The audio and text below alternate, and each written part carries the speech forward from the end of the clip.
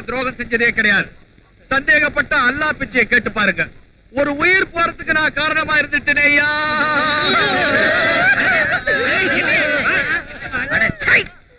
ஏன் இப்படி ஒப்பாரி வைக்கிறீங்க? ஆக வேண்டிய காரியத்தை பார்க்காம என்னமா ஓனுகிட்டு. காரியத்தை கவனிக்க தான் போறேன். என்னுடைய சொந்த காரியத்தை இல்ல. செத்து போய்ட்டான இளம் தளிர் அவனுடைய ஈமக்கடனை நான் தான் கவனிக்க போறேன். ஆமா, இப்ப என்ன பண்ண போறீங்க? எல்லாரும் சேர்ந்து என்னோட வாங்க.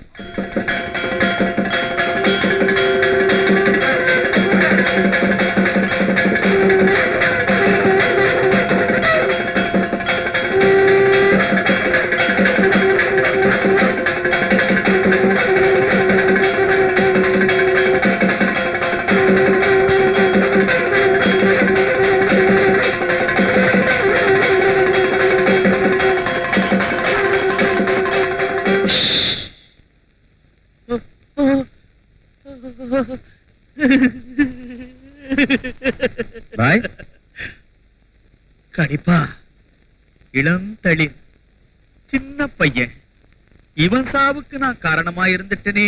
அரே அல்லா, ஈமக்கடன் எல்லாம் உங்க முறைப்படி செஞ்சு முடிச்சிடுங்க. செய்ங்கய்யா, முறைப்படி எல்லாத்தையும் செய்ங்க.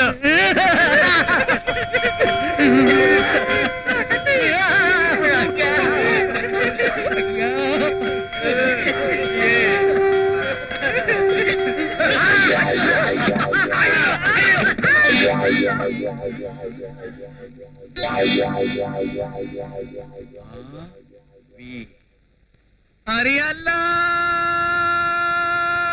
இல்லல்லா. என்ன அதெல்லாம்? தம்பி, நேத்து ராத்திரி நான் தான் தெரியாம இந்த இடத்துக்கு உன்னை கை காட்டி அனுப்பிச்சேன்.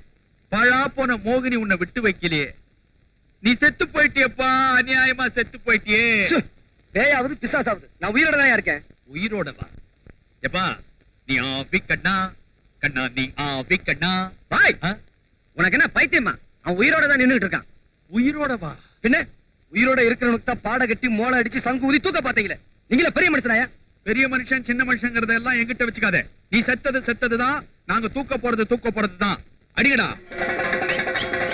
நிறுத்துங்கடா, அடிங்கடா, நிறுத்துங்கடா, அடிங்கடா. இவன் உயிரோட தான் பாய் இருக்கா.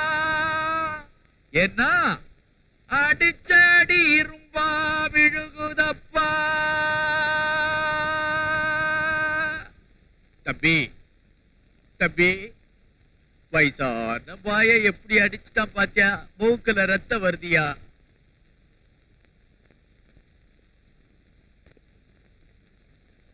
போயா நில்லு. கொஞ்சம் மரியாதையா பேசினா நல்லா இருக்கும். ஒரு பெரிய மனுஷனை மரியாதை இல்லாம தள்ள நீ என் மரியாதை பத்தி பேசுற? பெரிய மனுஷன் மாதிரி நடந்துக்கலையே. தான் செஞ்சது தப்புன்னு வருத்தப்பட்டு உனக்கு ஏதாவது ஆயிருக்குமோன்னு ஓடி வந்திருக்காரு. அது பெரிய மனுஷத்தன்மை இல்லையா? இல்ல, அது முட்டாள்தனம். என்ன சுடுகாட்டுக்கு கொண்டு போக நினைச்சது மூடத்தனம். இப்ப நீ பேசினதுக்கும் நடந்துட்டதுக்கும் மன்னிப்பு கேட்கல, ஒழுங்கா ஊரு போய் சேர மாட்டேன். மன்னிப்பு கேட்க வேண்டியது நான் இல்ல, நீங்க தான். ஜாக்கிரதை.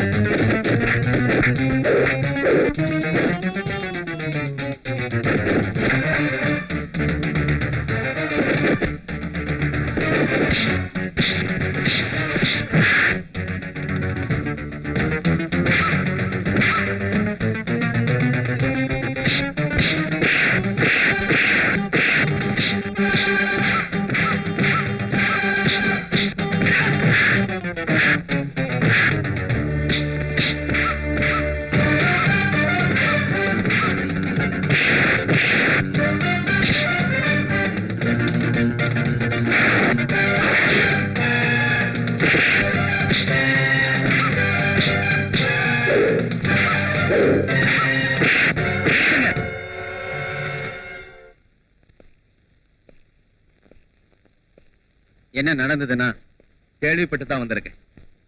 தப்பு இவன் மேலதான். இல்லங்க, தப்பு இவன் மேலதான். டேய், ரெண்டு பக்கத்துலயும் தவறு நடந்திருக்கு. அது சரி, ராத்திரி பூரா இங்க படுத்திருந்தியே, கை நடமாட்டமே இல்லையா? அதெல்லாம் எனக்கு ஒண்ணும் தெரியாதுங்க. ஏதோ ஒரு நல்ல காலம், அதான் தப்பிச்சுட்டேன். பேய்க்கு தான் நல்ல காலம், அதான் என்கிட்ட இருந்து தப்பிச்சுக்கிருச்சு. அவ்வளவு பெரிய துணிச்சல் காரணா நீ? ஆமா, எனக்கு துணையா இருக்கிறதே துணிச்சல் ஒண்ணுதான். சாபாஷ், உன்ன மாதிரி ஆளுதான் எனக்கு தேவை. நீ விரும்பினா என்கிட்டே வேலை செய்யலாம். யோசிச்சு சொல்றேங்க. சாயங்காலம் வீட்டுல வந்து பார். வாங்க போலாம்.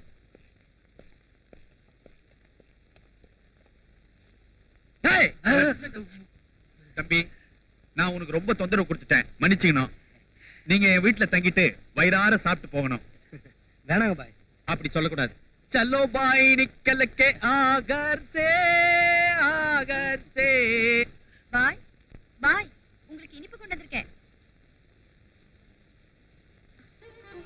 அண்ணா, நீயா? செண்பகம், நீ எப்ப ஜெயில இருந்து விடுதலையாய் வந்த? காந்தி ஜெயந்தியை முன்னிட்டு முன்னாலே விடுதலை பண்ணிட்டாங்கம்மா. செண்பகம், நீ நல்லா இருக்கியாம்மா? நான் விடுதலை ஆனதுல உனக்கு சந்தோஷம் தானே? எனக்கு சந்தோஷம் தான். ஆனா இது என்னென்ன விளைவுகளை ஏற்படுத்துமோன்னுதான் எனக்கு பயமா இருக்கு.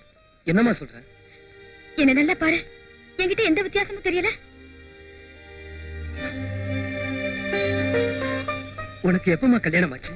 யாரு மாப்பிள்ள? ஏமா, நான் விடுதலையாகி வெளியே வர வரைக்கும் காத்திருக்க கூடாதா? நீ விடுதலையாகி வெளியில வரணும்னுதான் நான் இந்த தாலியையே கட்டிட்டேன். புரியலம்மா.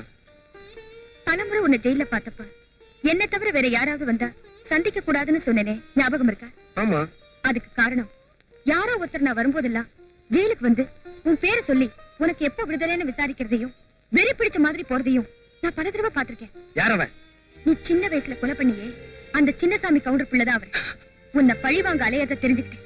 அப்புறம் அவருக்கே தெரியாம நிழல் மாதிரி அவரை பின்தொடர்ந்தேன்.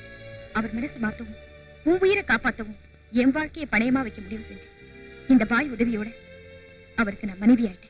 செண்பகம், என்ன மன்னிச்சுடுங்க. அந்த கொலவெறியை கொஞ்சம் கொஞ்சமா அவர் மனசுல இருந்து மாத்தி வாழ்க்கையில ஒரு பிடிப்பை ஏற்படுத்தவும், குழந்தை குட்டி மனைவி எனக்காக செஞ்சிருக்க தியாகத்தை நினைச்சு சந்தோஷப்படுறதா, இல்ல கத்தியும் கையும் அலையிற ஒருத்தனுக்கு கழுத்தை நீட்டி இருக்கேன்னு கண்ணீர் விடுறதான்னு எனக்கே தெரியலம்மா. இப்ப கண்ணீர் விட வேண்டிய நிலைமையில நான் தான் நினைக்கிறேன். என் கணவருக்கு நீ யாருன்னு தெரிஞ்சுட்டா சத்தியமா அவர் கொலைகாரர் ஆயிடுவாரு. செண்பகம், நான் அவங்க அப்பனை கொன்னதுல நியாயம் இருக்கு. ஆனா அவன் என்ன கொல்ல நினைக்கிறது என்னம்மா நியாயம்? நீ கொன்னது நியாயம், அவர் கொல்ல நினைக்கிறது அநியாயம். இது என்னென்ன நியாயம்? செண்பகம், அப்ப நீ சின்ன குழந்தைமா. கிராமத்துல நம்ம அப்பாவோட உயிர் நண்பரா இருந்தாரு அந்த சின்னசாமி கவுண்டர். ஊர் நாட்டாமங்கிற முறையில அப்பா கிட்ட ஊர் விஷயங்களை கலந்து ஆலோசிப்பாரு. ஒரு நாள் என்ன கூப்பிட்டீங்க? உங்ககிட்ட தனியா பேசணும்னு கூப்பிட்டேன். என்ன சமாச்சாரம்? சொல்றேன் வா. இந்த ஊர் நாட்டாம நான். 10 தலைமுறைக்கு சொத்து இருக்கு எனக்கு. 10 பைசாக்கு வழி இல்ல உனக்கு. பொண்டாட்டி பிள்ளை கூலிக்கு விட்டு வயத்தை கழுவுற நிலைமை. அப்படி இருந்தும் இந்த ஊர்ல என்ன விட உனக்கு செல்வாக்கு அதிகம். இது எனக்கு ரொம்ப அவமானமா இருக்கு. பணங்காசு கொடுத்து ஊர் ஜனங்க மதிப்பையும் செல்வாக்கையும் வாங்கிட முடியாது சின்னசாமி. நல்லெண்ணமும் நேர்மையும் தான் தேவை. எனக்கு பணம் ஒண்ணு போதும். அதை வச்சு எதையும் சாதிக்க முடியும். சாதிக்கிறதானே? சாதிக்கத்தான் போறேன். நரபலி கொடுத்தா தான் சில காரியங்கள் சித்தியாகும் கேள்விப்பட்டிருக்க இல்ல? ஆமா, கேள்விப்பட்டிருக்கேன். உன்ன மாதிரி ஒரு பரதேசிய ரொம்ப உயர்வா நம்பிக்கிட்டு இருக்க இந்த பைத்தியக்கார ஜனங்களை மாத்தணும்னா உன்னை பலி கொடுத்து ஆகணும். வேற வழியா இல்ல.